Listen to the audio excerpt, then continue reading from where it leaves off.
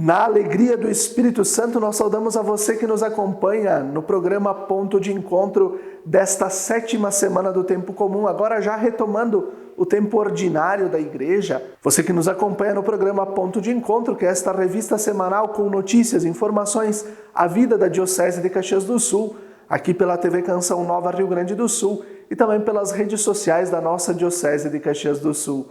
Agradecemos a você pela sua audiência e pela sua companhia. No programa Ponto de Encontro desta semana, nós vamos trazer para você informações sobre a 145ª Romaria de Nossa Senhora de Caravaggio. Além disso, um convite da Caritas Diocesana para o projeto Voluntariado Caritas e o outro projeto também da Caritas para atender voluntariamente, por meio dos psicólogos católicos, pessoas impactadas direta ou indiretamente por esta situação de calamidade do estado do Rio Grande do Sul, e o programa Razões da Fé vai nos ajudar a entender um pouco mais sobre o Concílio Vaticano II. Nos dias 25 e 26 de maio, Farroupilha recebe a 145ª Romaria de Nossa Senhora de Caravaggio, a padroeira da Diocese de Caxias do Sul.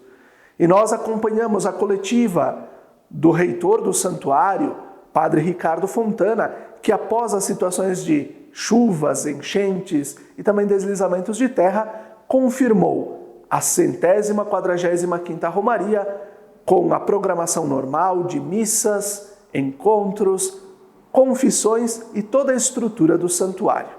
Confira. Aconteceu na manhã da terça-feira, 21 de maio, uma coletiva de imprensa nas dependências da Rádio Miriam Caravaggio, onde o reitor do Santuário Diocesano de Nossa Senhora de Caravaggio, Padre Ricardo Fontana, confirmou a realização da 145ª Romaria de Caravaggio, a ser realizada nos dias 25 e 26 de maio, com o tema Fonte de Misericórdia, rogai por nós, em celebração aos 90 anos da Diocese de Caxias do Sul. Pensando em todas as regiões do estado que, em virtude dos desastres naturais, os devotos que não puderem estar no Santuário de Caravaggio, todas as celebrações serão transmitidas pelas redes sociais do santuário. As missas no Santuário de Nossa Senhora de Caravaggio, nos 2 dias da festa, acontecem às 6 da manhã, às 7, às 8, às 9, às 10h30, ao meio-dia, à 1 da tarde, às 3, às 4 e às 5 da tarde. Às 2 horas da tarde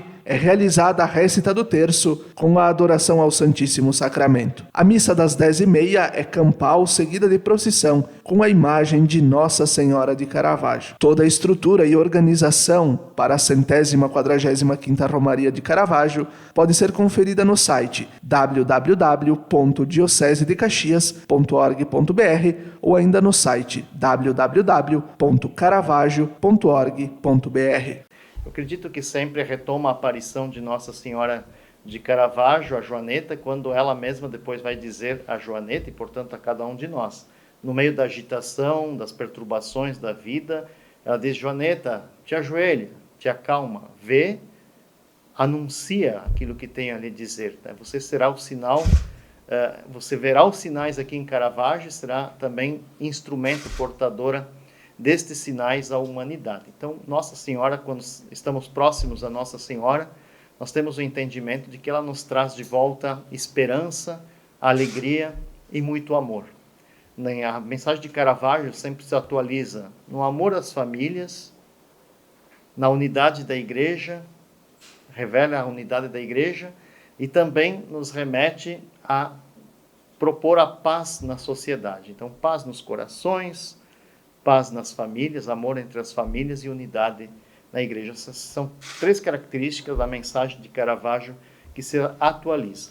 E talvez o que nós mais precisamos proclamar neste tempo em que vivemos, e esta é a visão do Papa Francisco, avaliando os seus 11 anos de pontificado, está adentrando no 11º ano de pontificado, olhando para os seus 10 anos de pontificado, o que ele mais proclamou nesses 10 anos foi a misericórdia. E por isso, então, nós optamos como lema da 145ª Romaria, fonte de misericórdia, isto é, que nós possamos, acho que a arte reflete a imagem bem destacada junto ao vitral, que tem o lema, o vitral que está aqui no santuário, que tem o lema fonte de misericórdia, E o que está em destaque é o olhar de Maria. Neste olhar a gente possa se encontrar em sua infinita misericórdia, pois ela revela o infinito amor misericordioso de Deus. Por isso, então, o lema é fonte de misericórdia, rogai por nós. Já fizemos o lema fonte de sabedoria, o ano passado foi fonte de alegria, rogai por nós,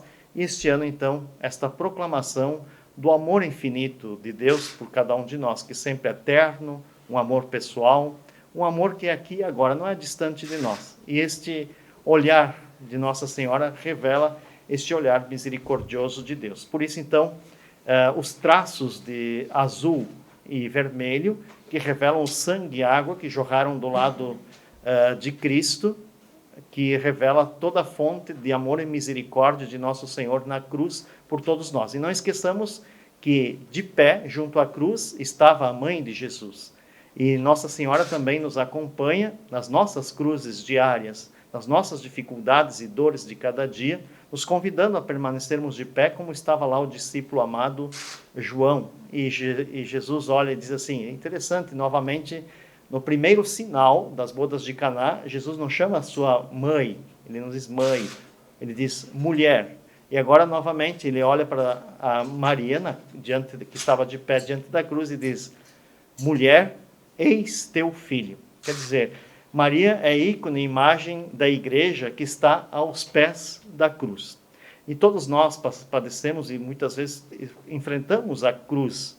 E nós precisamos olhar para a cruz como nosso sinal de glória, de vitória. Jesus apresenta a igreja como nossa boa mãe, mãe de misericórdia. Então, nós precisamos nos encontrar nos braços da igreja como esta mãe acolhedora que nos acolhe em seus braços.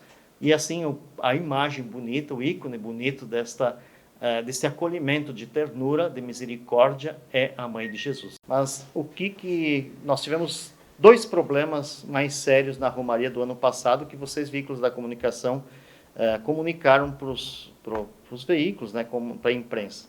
Primeiro, as longas filas, né, a serpentina que forma para a aquisição, e aí o pessoal veio mais com celular, com cartão de crédito, e nós não estávamos preparados para isso.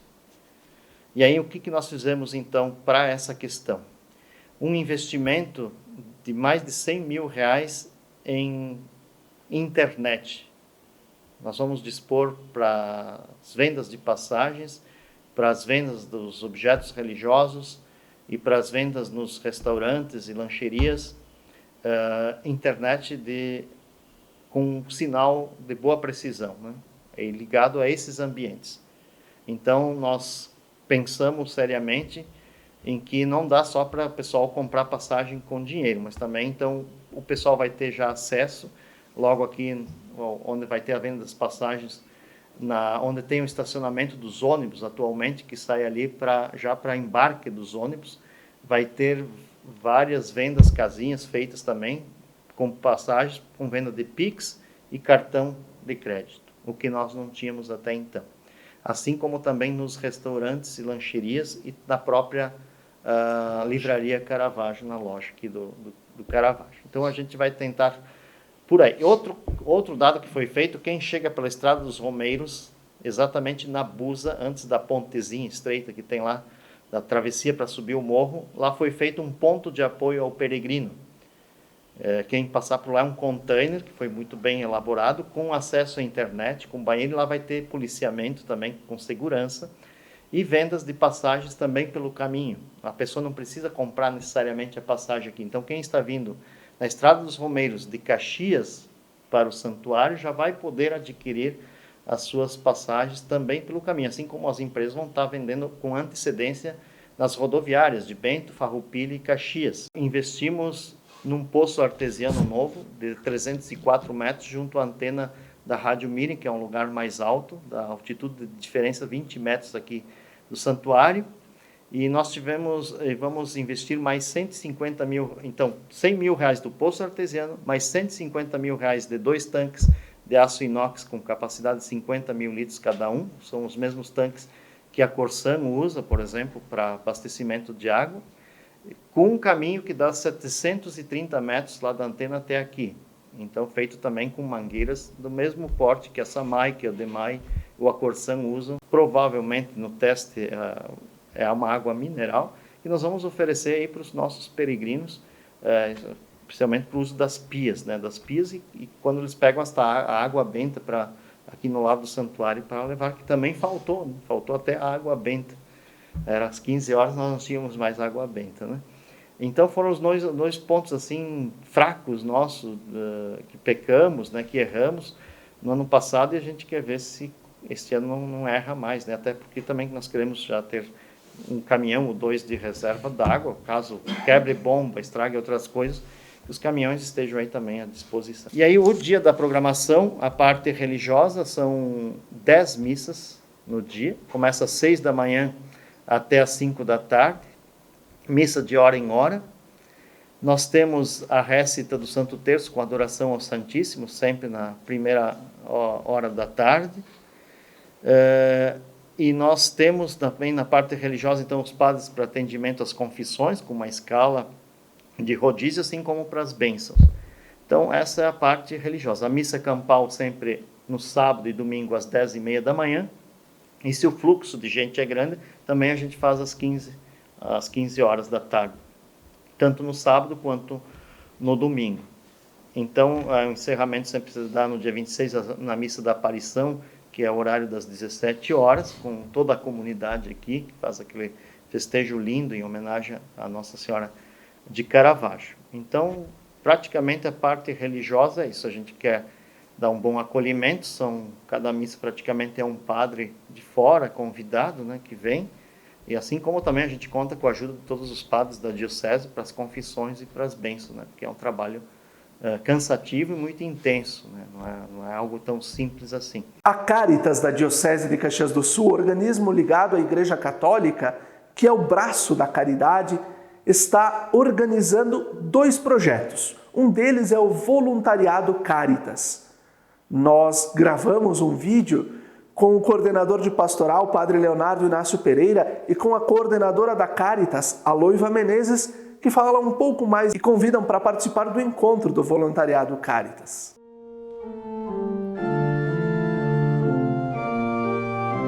Olá, meu irmão e minha irmã. Estamos vivendo tempos muito difíceis aqui no nosso estado do Rio Grande do Sul. Mas hoje quero comunicar uma alegria para a nossa Igreja Diocesana de Caxias do Sul. Nós estamos reimplantando, reorganizando a Caritas, que é um organismo da Igreja Católica, um organismo internacional, e que aqui na nossa diocese estamos reerguendo. A Caritas já fez muitos projetos para aliviar o sofrimento dos irmãos. Muitos voluntários se colocando à disposição para servir aqueles que mais precisam. E por isso estamos reorganizando este organismo aqui em nossa diocese. E para isso, a Loiva, que vem trabalhando em nossa coordenação de pastoral, ela tem um convite muito especial para fazer a você que nos acompanha. Então, para a gente fazer essa caminhada em unidade, nós convidamos vocês a vir fazer parte da Caritas, o Voluntariado Caritas. Nós vamos nos reunir no dia 28 de maio, às 19h30, aqui no Centro de Pastoral. Nós precisamos de todos vocês para pensarmos juntos e planejarmos ações que vai atender ao nosso irmão. Agora a gente está passando por essa situação das enchentes, então precisamos pensar como que nós podemos, enquanto Caritas, colaborar no pós, né? Visitando essas famílias, visitando essas comunidades e ali levando toda a ajuda necessária, também levar ajuda não só humanitária, mas material e também financeira. Então, nós precisamos de pessoas que venham pensar conosco, planejarmos juntos para entrarmos em ação. Você é bem-vindo a compor o Voluntariado Caritas.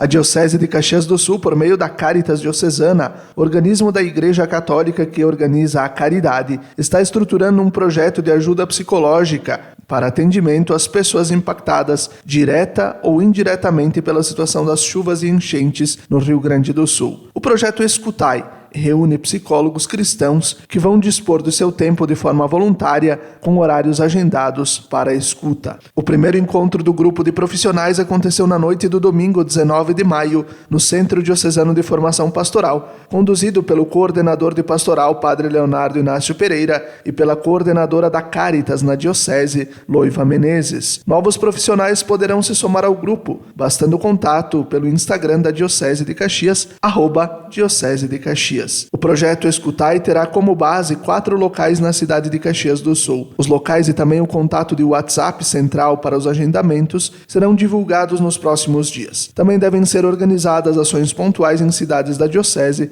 que foram atingidas. E assim nós vamos chegando ao final do primeiro bloco do nosso programa Ponto de Encontro desta 7ª semana do Tempo Comum. Agradecendo a você pela sua audiência e pela sua companhia. Fique com a gente, até daqui a pouco.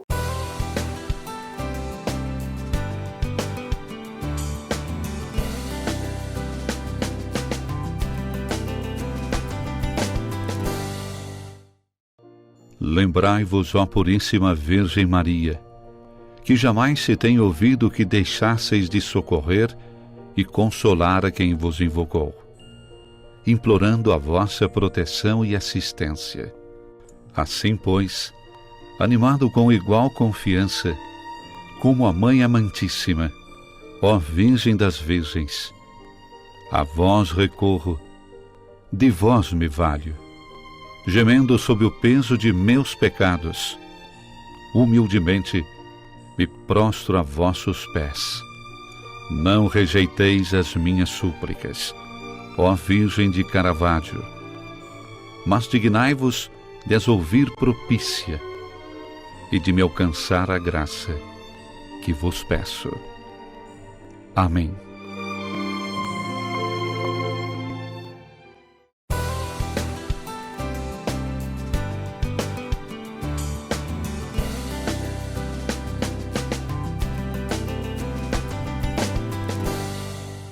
Estamos de volta com o segundo bloco do nosso programa Ponto de Encontro desta 7ª semana do Tempo Comum, aqui pela TV Canção Nova Rio Grande do Sul e pelas redes sociais da nossa Diocese de Caxias do Sul.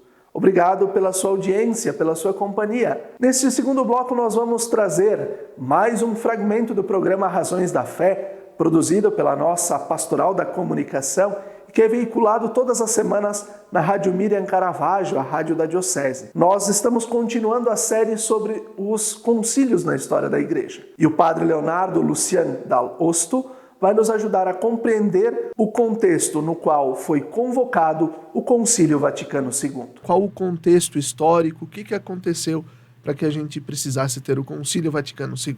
Ok. Primeiro, é importante recordar a importância do Concílio Vaticano II como o horizonte da Igreja hoje, tanto doutrinal quanto pastoral. Quer dizer, o Concílio Vaticano II, ele nos deu e nos dá ainda hoje o modo de ser da Igreja Católica a partir deste grande evento que aconteceu na década de 60, né? De 1962 a 65. Agora, o Concílio Vaticano I, século XIX, nós conversávamos no último programa, ele, por assim dizer, firmou bem as tintas na autoridade do Papa, né? O Concílio Vaticano I ele foi interrompido, ele não foi concluído. Pio IX teve que interromper o concílio por conta do estouro da Guerra Franco-Prussiana, e aí bem naquele período, inclusive, recordemos aqueles que recordam ainda um pouquinho nas aulas de História Geral, né, que a Itália se torna um país naquele ano, 1870. Até então a Itália era um aglomerado de reinos e Roma, o território de Roma e mais uma parte da Itália meridional, era o chamado território pontifício. O Papa era um rei, era um monarca. Bom, o Concílio Vaticano I é interrompido, os bispos voltam para suas dioceses, ele nunca foi concluído, e ele deixou esta herança forte, não só do primado do bispo de Roma, do Papa, sobre os outros bispos, ou seja, aquilo que nós comentávamos no programa passado, o Papa é bispo em qualquer diocese do mundo, mas também a infalibilidade do seu ensinamento em determinados casos, ou seja, o Papa como cabeça da comunidade cristã católica, em alguns momentos pode também declarar a fé católica, ou seja, pode definir um dogma. Bom, que isso gerou na igreja do final do século XIX, começo do século XX? Uma ideia de que não seriam mais necessários concílios na vida da igreja, né? Muitos teólogos e bispos imaginavam assim, bom, agora que nós declaramos este dogma da infalibilidade do magistério do Papa, não será mais necessário convocar um concílio para resolver questões de fé, porque o Papa pode fazer isso sozinho. Então, o século XX, ele começa com esse pensamento. Acabou a era dos concílios, agora o Papa resolve tudo sozinho. É um processo de centralização de toda a autoridade da Igreja na pessoa do Bispo de Roma. Mas o que acontece também no século XX? Acontece que a modernidade começa a se impor de forma mais metódica e mais rápida com as suas novidades. Então nós tivemos, final do século XIX, a grande revolução industrial, começa a se pensar os direitos dos trabalhadores, começam a se pensar as liberdades de consciência, de expressão, de imprensa, o direito da mulher, e a igreja está sem ter uma resposta para tudo isso. Bom, na década de 20, Pio XI pensa em convocar um concílio. Há uma ideia em Pio XI de um concílio para fechar o Concílio Vaticano I, que nunca foi fechado. Só que Pio XI vive em um contexto muito complicado. Após a Primeira Guerra Mundial, a Itália está sob o fascismo, a Alemanha está gerando o nazismo. Então, nós estamos ali no embrião da Segunda Guerra Mundial, acaba não acontecendo nada. Pio XII também pensa em um concílio. Falamos aqui da década de 40 e 50.